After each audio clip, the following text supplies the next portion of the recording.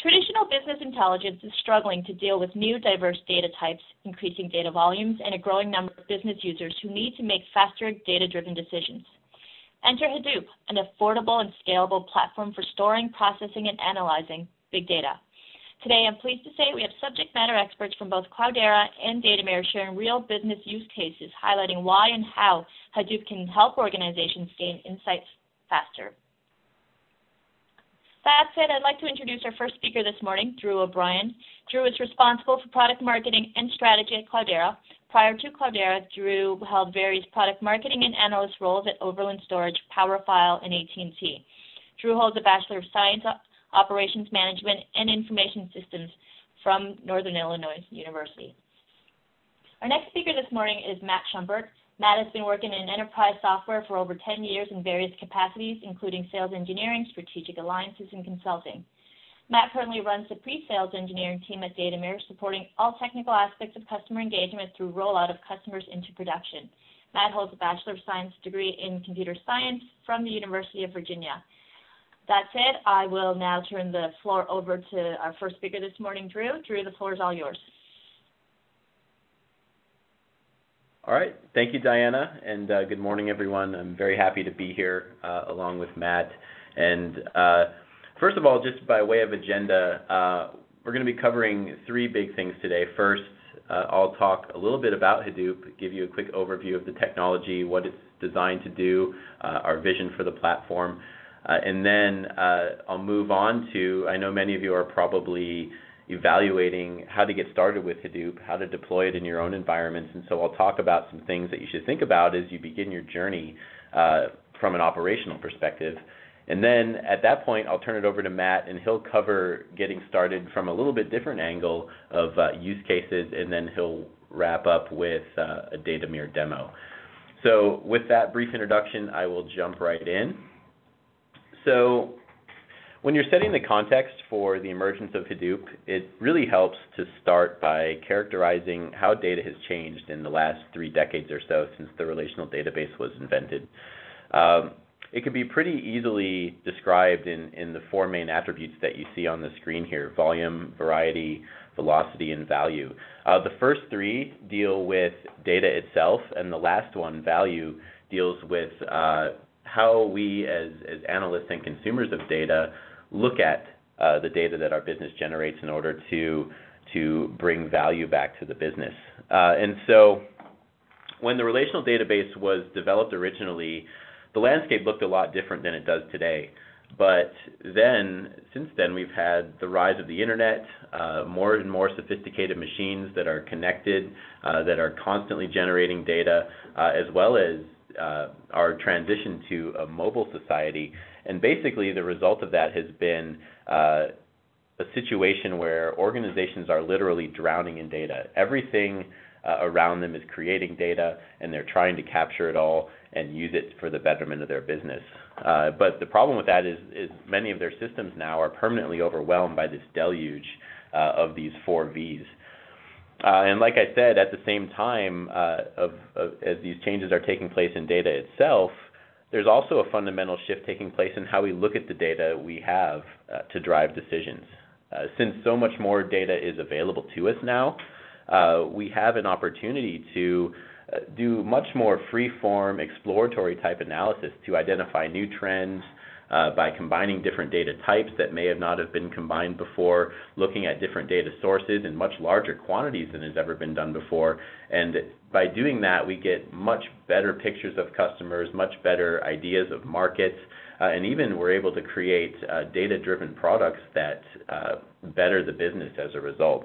And so with this shift in mindset and really this realization of what you can do with data when you actually look at it in its entirety, this is the type of environment out of which the Hadoop movement has emerged. And here's kind of the basic reason why.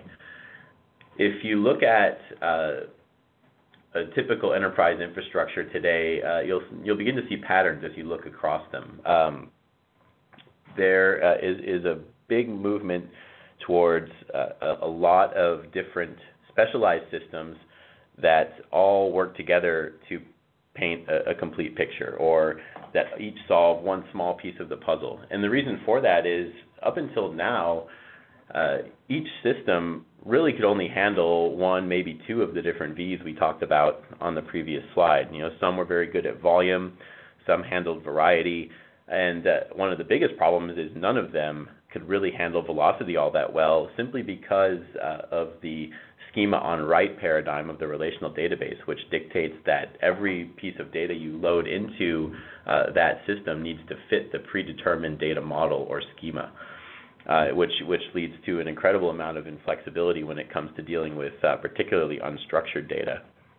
And so when you look across the data management infrastructure, like I said, you see lots of specialized systems. In addition to this, and compounding that phenomenon, is the fact that many organizations have different departments or lines of business within their organization that manage data differently and have their own practices, their own analysis, their own way of capturing and using their data for the betterment of that organization. And that's really good in some ways, but in many ways it's also bad, because it ends up where there's a very siloed view of the business. Every department has their own little world that they operate in, and there's no one really with a global view that can combine different data sources. And so if you take this as a whole, having all these specialized systems means a lot of complexity. Data's moved around from place to place, migrated over the network from system to system depending on what needs to be done. It's duplicated, it's fragmented, and most of all, it's costly.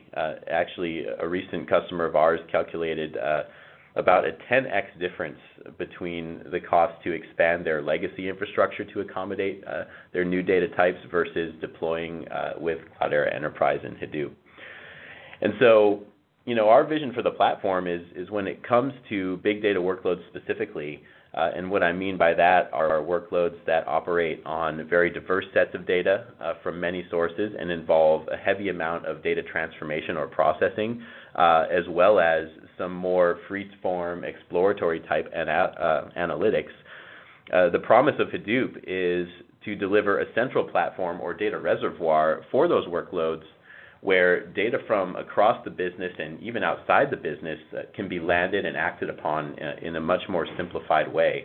And the result is it destroys data silos and it solves end-to-end problems with regard to big data. Everything from data ingestion through transformation to exploratory analysis, and ultimately the goal would be migration of very clean, productized data sets that land in the high-end operational systems like data warehouses for your high-performance reporting and business analytics that actually drive the mission-critical decisions that executives make. And so if this is a vision, what is it about Hadoop that makes it well-suited to this type of workload and this type of place in the enterprise infrastructure? Really, it's because it's a pretty simple answer. Hadoop is designed from the ground up to handle the 4 V's of big data. And so as you look at volume, Hadoop is a distributed architecture that scales cost effectively. There's kind of 2 angles to that. First, Hadoop was designed to scale out on industry standard hardware. So it makes it much more cost effective to grow the system into the petabyte and even exabyte range than previous systems that were designed around specialized hardware, and the systems themselves are very, very expensive and not designed to scale to that level. Their pricing models weren't designed for it, and so Hadoop brings a much different cost structure to the table. The second angle to volume is as you need more storage or capacity, all you have to do is add nodes to the cluster. And so there's virtually limitless scalability with a Hadoop system, and doesn't matter whether you're compute bound or storage bound and need more capacity. You simply just add more industry standard servers to the cluster and you can expand it. When it comes to variety, Hadoop allows you to store data in any format. It handles structured and unstructured data, and there's no need to fit a single data model or schema as you load the data in. It accepts any data in its original format without any altering whatsoever.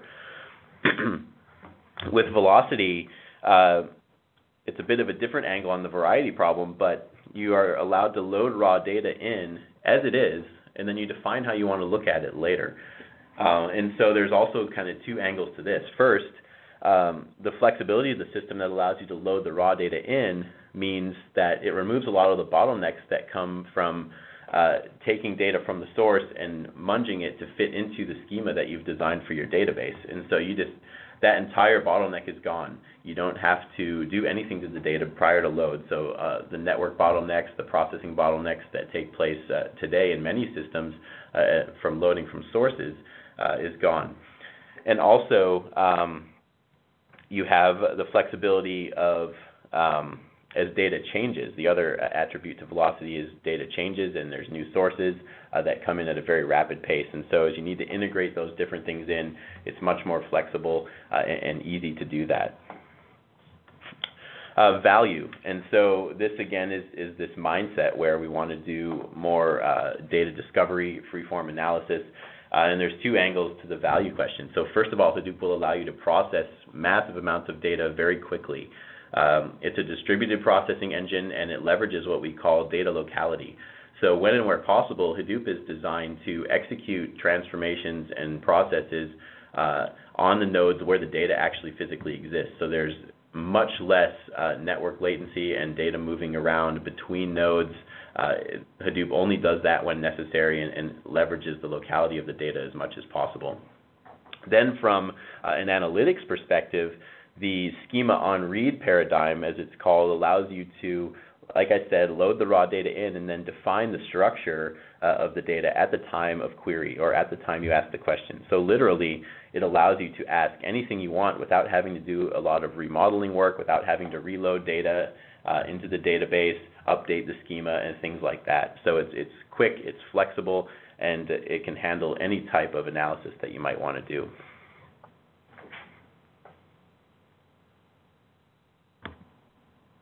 And so that was just a basic overview of Hadoop and what we think and our vision for the platform itself.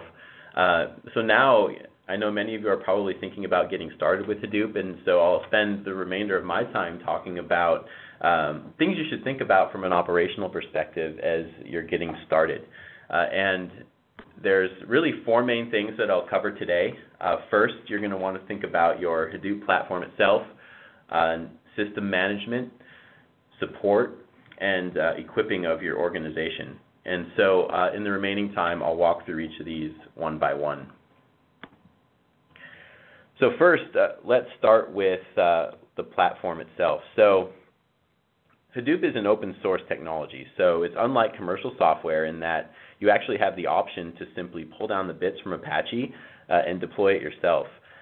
That is an option. However, we usually recommend that when customers are thinking of getting started, that they select a commercial distribution of Hadoop, such as our own CDH. We feel that, and customers actually have told us many a time, that it greatly accelerates the time to value and makes it much easier to maintain the system going forward after deployment. But regardless of the platform you choose or how you choose to deploy it, there are certain things you should keep in mind. And the first of those is functionality. In other words, what will the platform need to do in order to work effectively as part of your environment? There are a couple angles to this. The first is Hadoop is not just Hadoop. There are a number of other open source projects in the ecosystem that are all designed around making core Hadoop work as part of an overall data management infrastructure. So you need to figure out which projects you need and which ones you're going to implement in order to make the system work in your environment. An example of this, currently we have more than a dozen projects bundled into CDH. And on average, our customers use a minimum of 5 as they begin to deploy their systems, and most of them are using just about all of the projects in some capacity. The projects cover ranges of functionality for things like streaming data into the system with Flume, integrating with relational databases and BI tools with Scoop and Hive, and coordinating jobs and processes with things like Zookeeper. And so, as you're looking at what your system and what your Hadoop system is going to need to do as part of your infrastructure, you need to figure out which of those projects you're going to need to wrap in.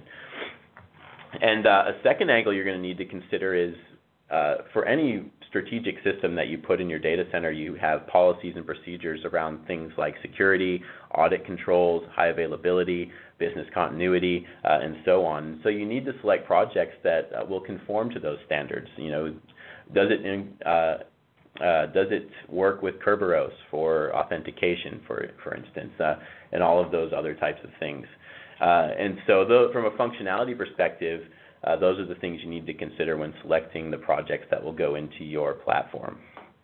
The second angle is cohesiveness. In other words, how unified are the different components of the system? One of the tricky things about open source is that there really isn't a global product manager that sits over everything and says, these are the standards, this is how we're going to do logging, this is how we're going to do documentation, these are the versions of libraries we're going to use. And so essentially, each of these projects acts essentially like its own product. But at the end of the day, if you're deploying the system, you want it to feel like one system and not 14 or 20 different projects that have been integrated together loosely with a little bit of duct tape. And so, this is another great advantage of using a commercial distribution like CDH. We go to great lengths to integrate the different projects and make them behave, more similarly than they would otherwise. The last thing you should consider is stability and predictability. In other words, what are the standards for testing and documentation? What's the cycle for updates? How will you handle that? Who will do it? And how often? And, there's a reason that enterprises consume commercial software. There's a set of processes and standards for testing, for documenting, for releasing, and these are well known and followed. And so, in other words, when you buy commercial, you know what you're getting in many ways. And, those things are challenging with open source. Again, each project has its own development community, its own governing body, and there aren't really any global standards or coordination of development efforts. And so I may be sounding like a bit of a broken record here, but again, this is another reason to go with a commercial distribution like CDH. There are standards for QA. We spend a lot of time testing it for stability. There's documentation that covers not only the individual projects themselves, but also how they work together, which is not something you can get from open source natively. And then we also have predictable schedules for platform releases so that you can plan for updates and upgrades. And so once you've decided on your strategy around the Hadoop platform, the next thing you're going to need to think about is, how am I going to manage this platform? How am I going to ensure that the system has maximum uptime and that everything goes along cohesively as it becomes a mission-critical part of the infrastructure? And so at Cloudera, we have a tool called Cloudera Manager, which provides centralized management for Hadoop clusters, specifically CDH. And really, the reasons that you would implement Cloudera Manager are in many ways the very same things you should think about in general when you're looking at your management strategy. And so the first thing you want to think about is managing complexity. Hadoop is more than a dozen services that runs across many machines. And so as you can imagine, with hundreds of different hardware components, from servers to networking gear, different services running on different nodes with thousands of settings, there's virtually limitless permutations and things that can happen and events that could go on in a Hadoop cluster. And so you need something that's going to help you simplify that complexity. Ideally, you'd want a single tool, something like a Cloudera Manager, that provides end-to-end administration for things like deployment, service and host management, monitoring, alerting, and also very important, diagnostic tools. And so essentially you want to make sure that whether you're managing a 10-node cluster in a test environment or a 500-node cluster as a mission-critical part of your infrastructure, you want the experience to be relatively the same. So the next thing you'll need to think about, in addition to the complexity aspect, is you'll want something that provides you with what we call Hadoop context. So Hadoop is a system. It's not just a collection of servers, of switches, and software components. Everything is interrelated, and all of the things that operate as part of Hadoop generate a massive amount of raw data through system logs. But not all of that data is important. And so what you need out of a management tool is something that will extrapolate the important things, bubble those up to you, make sure you're aware of them, and give you tips and tricks on how to best optimize around those things. The third thing is maximizing efficiency. So you want something that's going to simplify a number of complicated error-prone workflows. For instance, enabling high availability on a Hadoop cluster is a 17-step process manually. And each of those 17 steps need to be done in a very particular order.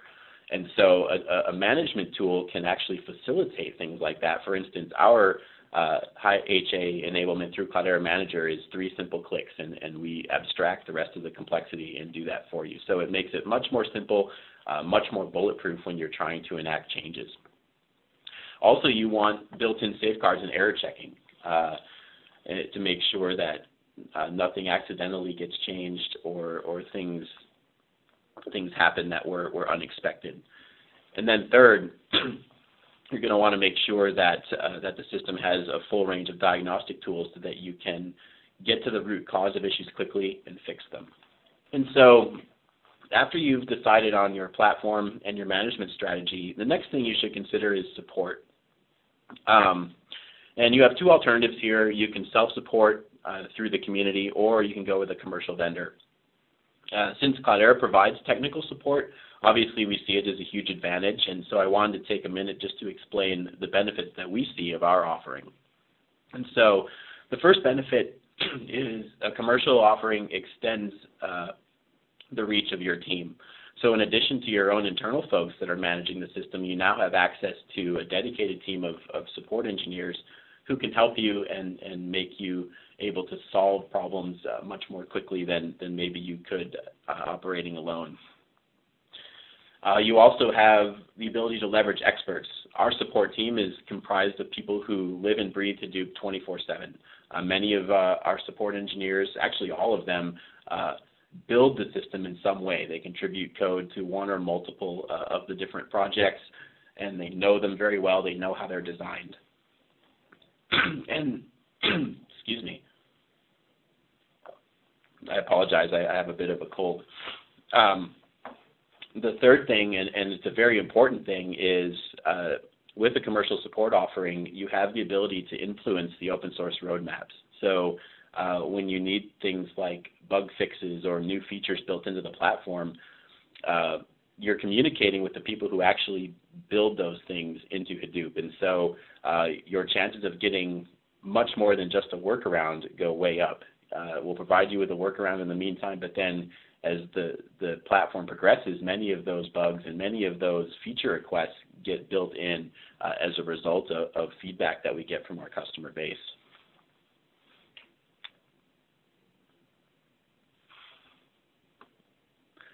And then finally, the last thing you'll want to consider is how to equip and train your team and how to build out repeatable processes. There's 3 things to consider here. I'll cover those very briefly. First, training. So obviously, Hadoop is a new type of system. However, it does incorporate many concepts that are well known to a lot of people. But you'll want to make sure that those who are going to be developing on the system, those who are going to be operating the system, and those who are going to be manipulating data on the system have an idea of how to interact and build on a distributed architecture. Second, you'll want to evaluate and prove the value. This is done through use case discovery, POC, and ultimately production pilots, just to make sure that, as expected, Hadoop will add value to the business. And then third, you'll want to establish a center of excellence. In other words, how do you expand your cluster beyond a single use case and ultimately operate it as a strategic platform that's used across the business? And this phase considers things like building data ingestion pipelines at scale, constructing an information architecture, and enacting standards and processes for things like access controls, resource allocation, supported applications and platforms, and management, maintenance, and upgrades. And so to summarize, as you're looking to design and deploy your Hadoop infrastructure, it's important to keep in mind that Hadoop is not a black box. It doesn't solve everything for everyone, and so it needs to operate as part of an overall data management strategy. And as such, you need to integrate it with your current infrastructure, as well as the processes and teams that help you turn information into data, or data into information that drives decisions day to day. And so you need to make sure you have all your bases covered, from the platform itself to the management tools and ultimately to the equipping of your team. And this is really the focus of our business at Cloudera.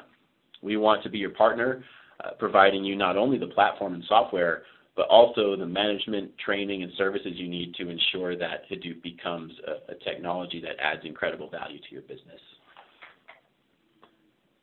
And with that, I'm going to turn it over to Matt, who will talk a little bit about things you should consider around use cases and give you a product demo. Okay, thanks very much, Drew. I'm going to share my screen and start the presentation. I'm going to talk really about two things here. The first is really about applications. So how to get the most out of this platform in terms of applying it to the right problems, the right business problems. And through the expertise that we have and all the years of experience that we have working with clients, where does Hadoop make the most business impact? And where should you think about applying it to these problems? The second thing I'll talk about is the solution stack comprised of CDH, Datameer, Cloudera Manager that can help you to solve these problems, and I'll give a demo of that. So first, a little bit about some of the use cases. What you can see on this slide is it spans a number of industries where we've been engaged with a lot of customers. A lot of it is really about improving your overall engagement with customers. So your ability to attract and retain them, your level of customer service, your ability to take customers from your competition, all those types of things are increasing concerns for various industries, and one of the reasons for that is that they don't have as many physical touch points with their customers. They communicate with their customers through data, through interactions, right? Through web clicks, through mobile applications, potentially through customer service, but you want to be able to automate the collection and analysis of that interaction data as well. And so this poses a big data problem. It also poses a multi-structured data problem. And naturally, people come to big data when they have challenges using traditional systems, which in this case means traditional data warehouse and business intelligence platforms. So it's really the combination of the pressure to perform better in terms of engagement with customers, in using data to do so, and when you can't get the job done with your traditional data warehousing infrastructure. And that's typically the case when we're talking about all of this machine-generated data, unstructured data, and just the volume increasing as well. So the four V's that Drew talked about really come together kind of as the perfect storm. So a little bit more about some of the strategies that our customers have done, that have implemented, to tackle these challenges. I'll talk about one large retailer who's a member of the Fortune 500 in particular, and they really implemented what Drew talked about, which was a data reservoir. So they really took all of the raw data, both from inside and outside the organization, needed to tackle a few specific challenges. Now for them, they have both a brick and mortar channel. They have retail stores, and they also have an online channel, and they have competitors and a competitive landscape that's different across different geographies. What they really wanted to do was get a sense of how their pricing in various product categories stacks up against the competition. So to do this, they actually ingested or scraped data from other companies' websites, from competitive websites, and loaded that into Hadoop, into CDH. They combined that with their structured point-of-sale data, which was sitting in a legacy enterprise data warehouse. They took geolocation data from the cloud to help them plot on a map where the critical areas were for them to be more competitive, because they had a retail store that was generating a lot of revenue, but the revenue was declining as compared to the competition online, right? They took all these data sets and sort of mashed them up together and implemented new pricing strategies. So they determined how they compare against the competition, the top competitors. They looked at the elasticity of prices. They were able to implement new pricing strategies much faster than they could with their legacy environments and on 100% of their data, because the limitations of their compute and storage infrastructure were largely removed by implementing Hadoop. They still have existing data warehouses, and they still feed those data warehouses out of Hadoop with aggregated data, maybe less granular data, and really more structured data that's needed to support those existing applications. But really, Hadoop is the reservoir, is the long-term store, is kind of the front door where data comes into the enterprise and is then distributed and spoked out to these different systems from the hub that Hadoop has become. They're running over a petabyte of data on their CDH platform right now. They're maintaining a petabyte of data over 450 nodes. So one of the other aspects that Drew talked about that I want to talk a little bit more about is this notion of schema upon read and how to get the most out of Hadoop by practicing schema on read. So in a classical data warehouse infrastructure, you have three components, three infrastructure, software, vendors, and pieces of technology and hardware, and often expertise and teams. And they each have their own drawbacks, and some of these drawbacks are the reason why really Hadoop has become adopted.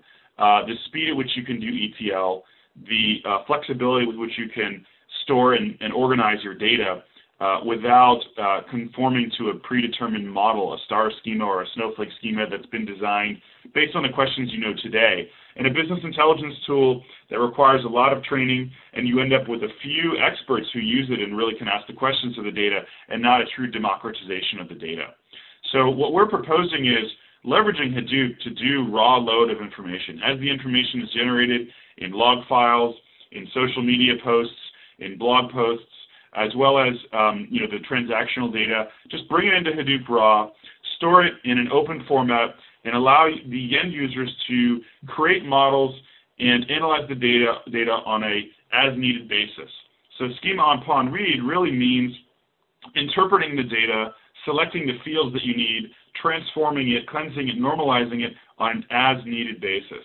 And that carries with it a computational price that is moved from ETL into this data warehouse, Hadoop, which is so much more powerful than the data warehouses of the past. So it really allows you to defer the decision about what's important and what's not important until you actually know the business question you want to ask today, and you can afford to pay that computational price because you don't have indexes, you don't necessarily have cleanly organized rows and columns, but you have the computing power at your fingertips to be able to perform that work on the fly. And finally, on the right-hand side, the bottom right, we're really lowering the barrier to entry and democratizing access to the data by using the tool that everyone knows, which is a spreadsheet. So there's hundreds of millions of Excel users out there. There's a few millions of people who have heard about SQL before. There's even much fewer who understand MapReduce. So it's really the lowest common denominator and something that any business analyst who used traditional BI or even just Excel before can access via browser. So in short, what you need is a BI platform that speaks Hadoop. So a business intelligence platform that can enable the same promise of self-service access to data, but taking into account the realities of the new data landscape and the Hadoop infrastructure from day one. So we've built a platform from the ground up based on many years of expertise in working with Hadoop to do three things. Data integration, and that means not the data of yesterday, but the data of today. The structured, semi-structured, and unstructured data at large volumes, leveraging Hadoop itself to do the loading. Spreadsheet-based analytics through a browser that again leverages Hadoop. So this translates your thoughts directly into MapReduce and scales across your Hadoop infrastructure, whether you have 5 or 500 nodes. And then visualization. So the consumable of your analytics can be a dashboard, what we call an infographic. It can also be data that's pushed downstream into existing systems, as you've seen in the case study that I mentioned before. But the data should be readily consumable and annotated and explained and visualized in modern technology. So go into that a little bit more detail about that. These are the three modules. So we divide these three modules based on the different consumers of this technology, different users of the technology. So there's IT involvement in any implementation of Hadoop. In our case, it's really just to hook up the pipes, to work on the plumbing. That means where is the data coming from, how often is it loaded and refreshed, how long do I keep it, and who's going to have access to it. So it's sort of the data governance aspects. Those are implemented by our data integration module and the over 25 out-of-the-box connectors that we have to every existing data repository that you can imagine. The analytics is for the end user, the person with the business questions. Again, using a familiar, easy-to-use spreadsheet, they can browse and point and click their way through analysis of these different forms of data. And they can do this data discovery and development of their use cases offline, actually outside of the Hadoop environment, and really only be submitting workload to the Hadoop environment, putting workload on the Hadoop environment when they're confident they've got the end result they're looking for. Finally, business infographics. This is HTML5, scalable vector graphics, WYSIWYG design of the presentation layer for your results. So we can actually mash up data and insights gleaned by any of the users of the analytics module or the raw data itself into print quality documents that can be shared internally or externally to your organization. Finally, you do this all in the context of your existing IT environment and data center without disrupting your existing investments in databases or data warehouses, other NoSQL technology, obviously your Hadoop infrastructure, where we can sit side by side with other jobs built through other tools and using programming environments on Cloudera CDH, not disrupting your existing identity management strategy, your monitoring tools, even your predictive analytics tools. So we're an open system that runs as a tenant on your Hadoop environment that leverages all the data you have, the existing identities of the users, the monitoring tools. We can be remote controlled with REST APIs and even integrate your own existing predictive models from other environments. So that's a bit about the product, and now I'm going to talk a little bit about a use case that we've seen at several of our customers. So the things to take away from the demo I'm about to give are that we're trying to obtain a 360-degree view of our online acquisition funnel. So not the overall customer, but all the touch points that we have with customers, from a Google search that they do where we do some advertising down to actually buying and activating the product. And I want to look at the data that is generated through these touch points, which lives in multiple cloud services as well as some on-premise data. So we need to do a few things to prepare this data. We need to geolocate our customers. We need to create some new KPIs that span multiple sources of data. We need to plot trends of these metrics over time. Maybe even leverage some external metrics that help and make sense of just one of the sources, which is the cloud data from our CRM system. In this case, we'll use the example of Salesforce.com. And finally, what you want to look for here, obviously, is visually rich and print quality presentation of the results. I don't have to move this data out to a separate system that lives outside the Hadoop environment, another BI environment. I don't have to build the visualization manually. It's live. It's updated in real time as soon as my analytics are ready, and it's in one system. It's all in one environment. So I'm going to switch over now to my browser, and you should be able to see what we call our customer acquisition funnel. So for the web channel, what we're looking at here is a few different metrics in what we call a business infographic. So first is, notice the number of organic searches. How many people have driven traffic to our site through a Google search? And then how many clicks have we achieved through paid search? So we actually use Google AdWords to advertise through Google and generate traffic to our site. The third is a metric from on-premise data. So we actually have our own management of our web server logs, and we have clicks on the download page. So we want to track the clicks on our download page. And the final element is how many leads do we have. So if customers ask for more information by filling out a web form, or if we have a trial version of our product, for example, at Datameer, that is activated, this generates a lead for us. We know there's real interest in our product. And these come from our CRM system, which is Salesforce.com.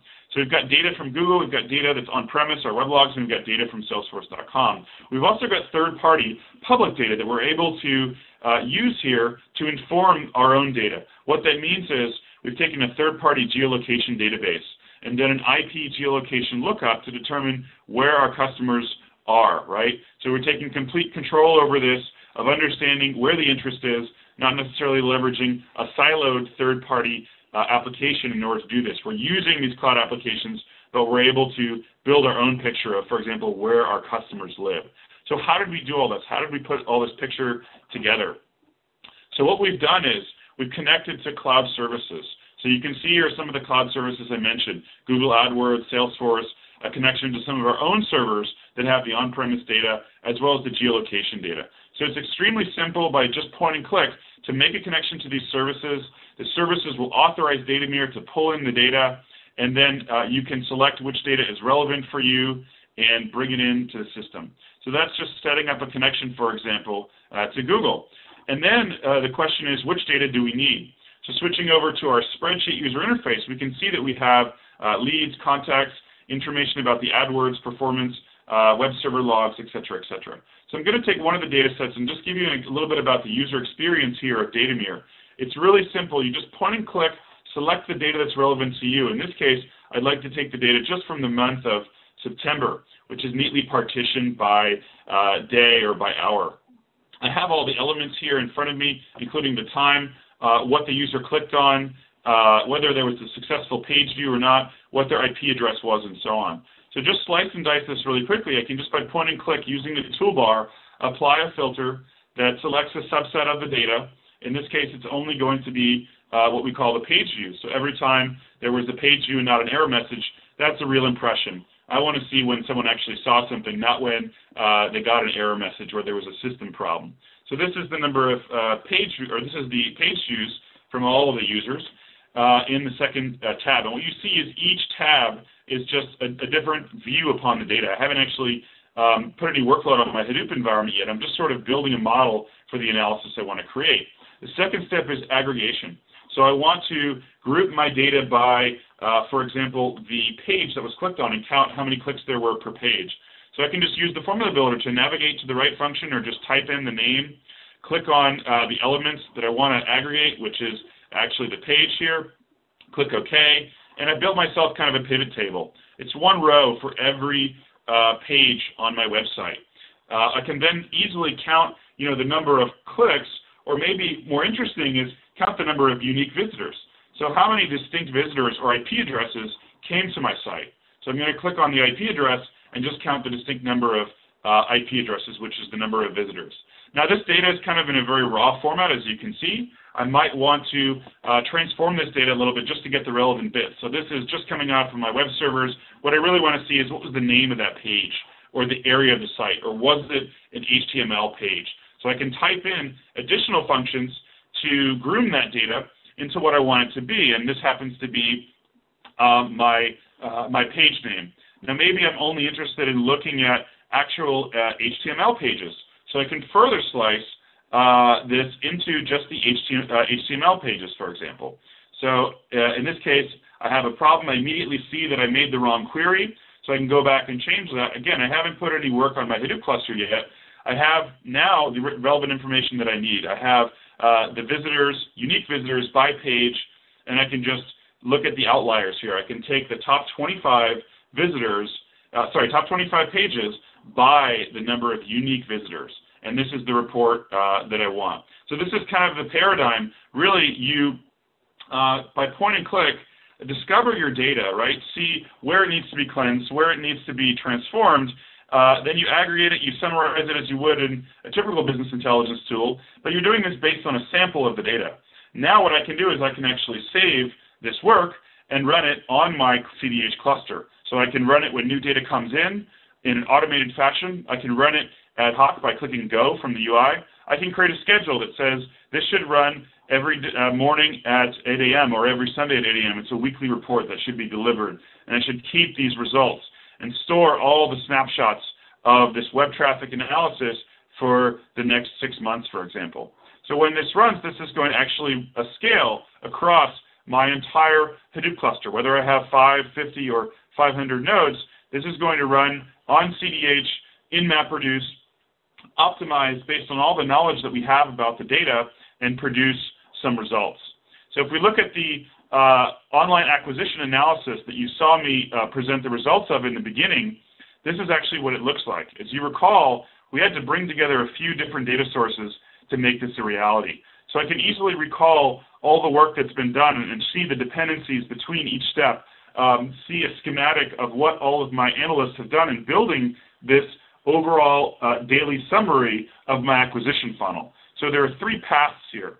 One is the path of taking data that's been generated by my web servers, the clickstream data, cleansing it and geolocating it. You saw me doing a little bit of that work in the previous step, but someone else has done that work in a previous workbook and passed it off to me, the analyst, who can simply work with the clean data. So I can just take The web logs, I can just take maybe the clicks on the download page and not all the pages. I can aggregate them by day and create a measurement, the number of downloads, and then I can bring in the other data sets.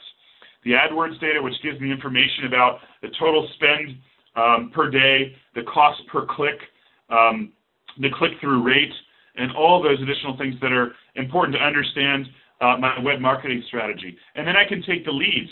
This is later on in the funnel when someone's actually activated the product or filled out a form on my website. They've indicated real interest. I know who they are, what company they're from, their title, and other information, right? And I can present, by joining this information together, an overall summary of these different metrics, right? If you're wondering how we do those joins, there's no SQL involved, there's no programming involved. It's just point and click, browse to the right column, and drag and drop that column into the join dialog. Choose whether you want to combine via inner join, outer join, left join, and so on and so forth. Just check boxes to include certain columns within your results, and you're done. So it's all point and click, and it's all very transparent, as you can see. But obviously, we're now leveraging the power of Hadoop to actually run this analysis. So some additional insights I can gain from this are things like, what's my lead quality? And first of all, I can look at the CRM data and see where the leads came from and the probability of winning and maybe the revenue if that information is in my CRM system.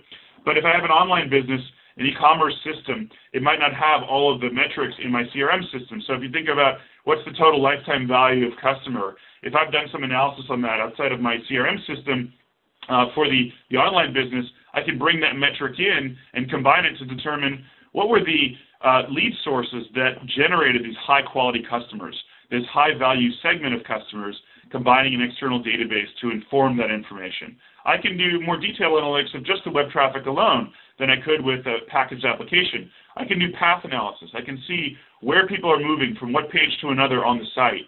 I can see that there's a lot of interest in data visualization. People jump straight there from our home page, for example. All this information is easily visible to me. And I can build additional metrics as well to show you kind of how that works. I'm going to open up the Infographic Designer, which is really kind of a Photoshop-style design environment. So I have a line chart here that I can just populate with data by point and click. So I can go to my analysis that's produced some results, some of which you've seen, and some additional metrics that I've generated here. So I want the information here by date, so I'm going to use the date as the x-axis.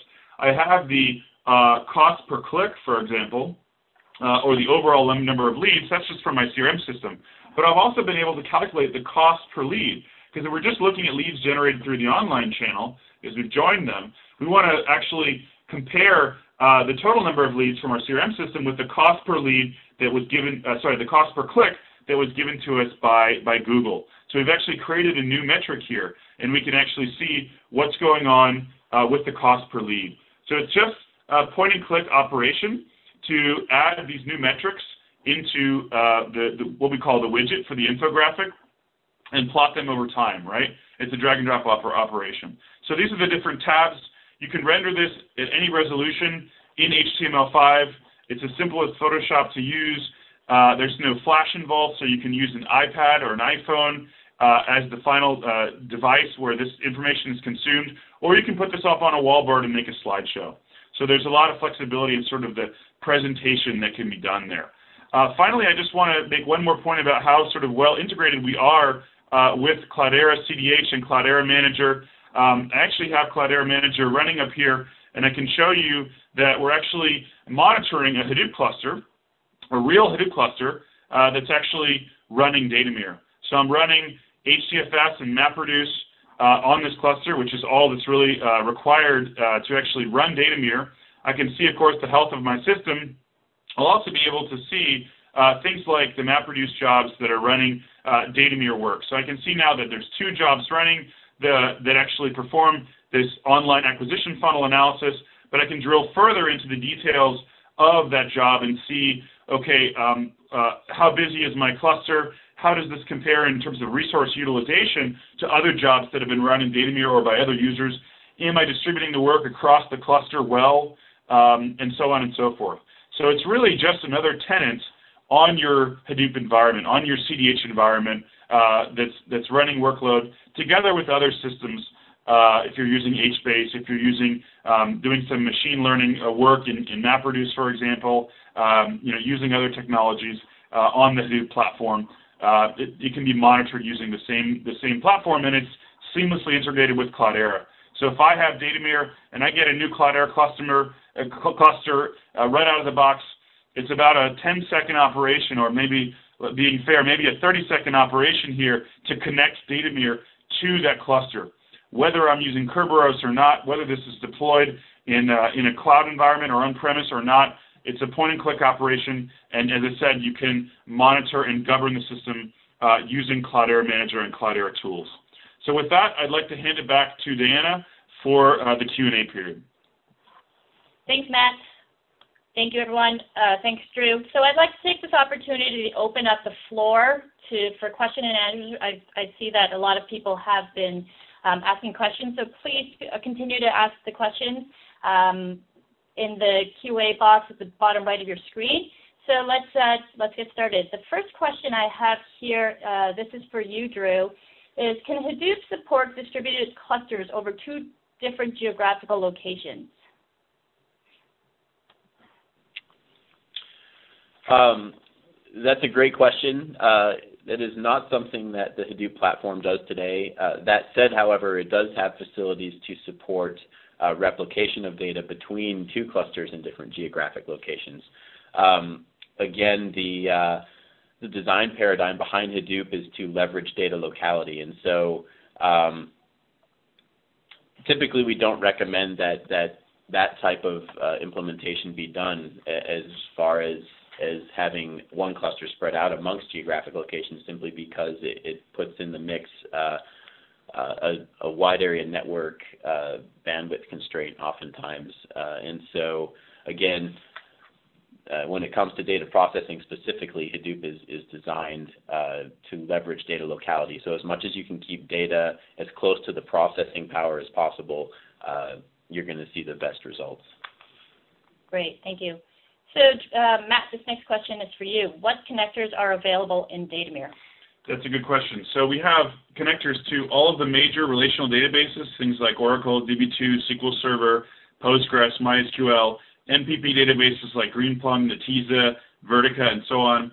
Ability to connect to HBase, Hive, Cassandra, weblogs, JSON, XML, fixed width fields, data generated by COBOL on a mainframe. You name it, we pretty much have it. And if we don't have it, we have a plugin API to support development of integration to proprietary data. Thanks, Matt. Drew, this next question is for you. How does Cloudera decide which open source projects to integrate into CDH? That's also a great question. So typically, some of you may have heard the open source rule of 3. That is, for any given function or task, there will be 3 different open source projects that exist to solve that problem. And so when it comes to selecting different projects that will ultimately be bundled into CDH, there's a couple of things we think about there. First, how critical is the problem that the technology is solving? How many folks out there who will ultimately be using Hadoop will have that need? Because, again, it's a fair amount of integration work and development to integrate something together. Another aspect is we also look at the size and breadth of the supporting community. We want to integrate projects that are going to have a long life and a successful life and have a very vibrant community that will innovate quickly and provide value to customers. So those are really the 2 big things we consider. That said, also, just because a project isn't bundled in with CDH specifically doesn't mean that it is not compatible with CDH and will not work.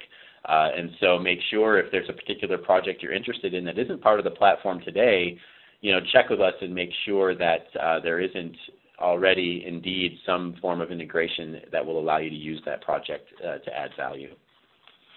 Okay. This next question has been asked by a lot of people. Is the recording and the presentation made available after this? The answer is yes. I will be sending an email to everybody who has registered and attended a copy of the recording. The next question, Matt, hopefully you can answer this. Is the metadata need addressed based mainly on semantic tag search and filtering? That is no record structure, only embedded tags. So the metadata story really depends on your environment and where the metadata lives today, if there is any, or if there isn't any, and you need to apply some. So if you take, for example, relational sources, it's easy for us to get the metadata from the source system and just apply it. Or if you have a header file, for example, or even if you have XML and JSON data, that's tagged typically. So we can actually take the name of a JSON element and make that the name of your column in your spreadsheet. The same is true with XML. You can also apply your own tags, so your own labels to fields.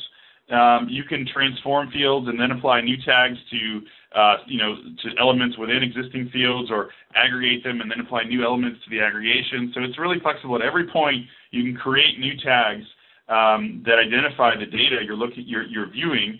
Or, as I said, if it exists in the source system, you can take it straight from there. So we can take the definition of columns out of HBase, Hive, relational systems, and even push data back into those systems as well with the tags you've defined in Datameer. So it's really flexible.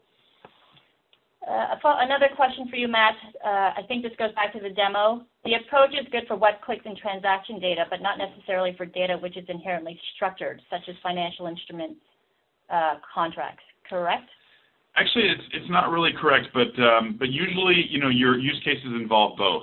So, the vast majority of use cases where Datameer has been employed involve some form of at least semi-structured data. And as I said, it's very often things like clickstream data, but it always involves really some structured data as well. So how do you really put the web activity of a visitor in context without knowing how much they've purchased or something about their profile? Or maybe even demographic data you can get from third parties, geolocation, those kind of things. So it's always enriching some of the semi-structured data with structured data.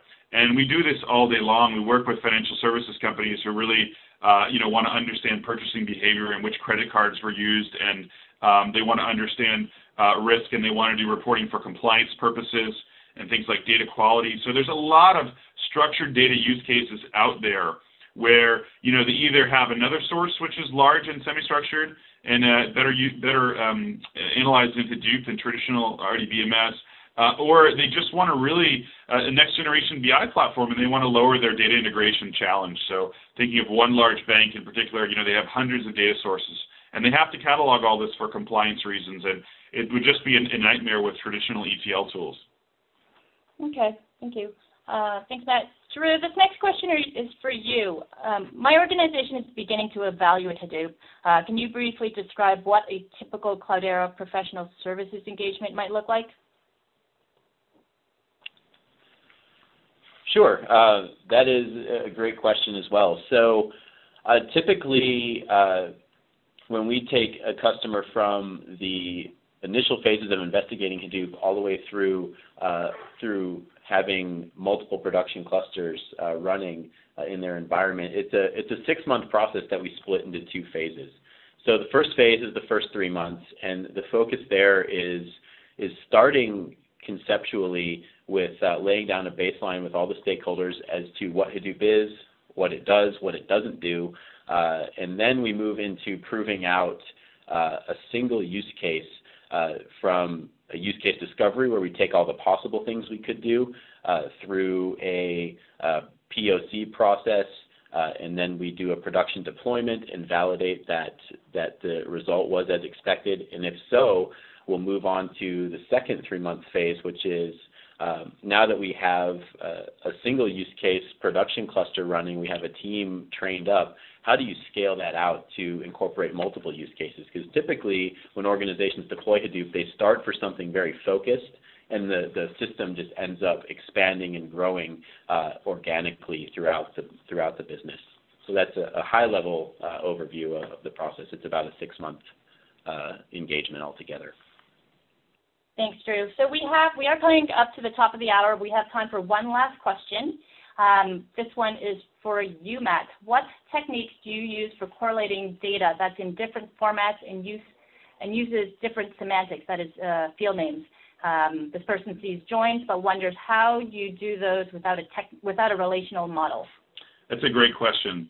So first of all, the names of the fields aren't really important. They don't have to be the same in order to join them to correlate the data. But obviously, if the format's different, then you need to normalize this data into a common format. So if you're joining on people's names and someone has uppercase characters and the other is all in lowercase, then you need to normalize it first. If you need to extract some characters from some text, or maybe take a paragraph of text and break it down into words and join that list of words or the words found in the text with a dictionary. For example, maybe you're doing sentiment analytics. So you might need to do some normalization or transformation on the data before you can do a correlation, absolutely. And we have dozens of functions built into our product in the formula builder that I was showing to do that. So there are text processing functions to tokenize, to extract text with regular expressions, to normalize fields into lowercase, uppercase, to even look at the comparison between two sentences and see kind of what the difference is. A function called the Levenstein distance. So there's a lot of text analytics you can do. There's a lot of grooming and normalization that you can do on the data before you get into the correlation step. So from that perspective, it's actually more than what you find in a typical spreadsheet and BI tool. You really find some of those ETL capabilities in the product as well. And I encourage you to download a trial version of the product and see that. For example, if I was joining the page names to some other source that had the page names, as you saw me do in the demo, I just extracted the page name from the entire HTTP request with a function. So that's an example of prepping the data before you do your join. Thanks, Matt. So I want to take this moment to thank everyone for attending. Thank you to Drew and Matt for their time and willingness to share your information and experiences. This does end our audio portion of the webcast today, but I do want to remind everyone that we have other webcast recordings and resources on our website. If you visit datameer.com or cloudera.com, you can find some more information about us. If you found today's session valuable, I do encourage you to download that trial that Matt showed you, and follow us on Twitter at Datameer or at Cloudera. Thank you, everyone. This does conclude the audio portion of our webcast today. Thanks, and have a great rest of your day.